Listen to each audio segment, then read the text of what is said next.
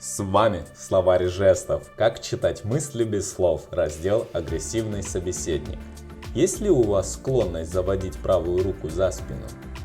Я заметил, что некоторые люди склонны убирать одну из рук за спину, то есть фактически прятать от собеседника.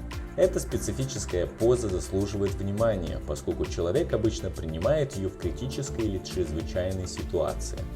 Если за спиной оказалась правая рука, человек боится потерять контроль над происходящим, и ему совсем не нравится ощущать, что его водят за нос.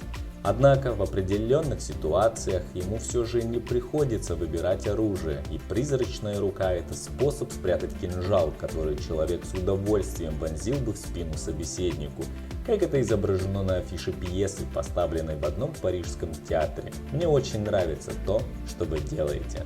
Описываемую позу иногда принимал бывший премьер-министр Жан-Пьер Рафарен, оказываясь возле президента Ж. Ширака.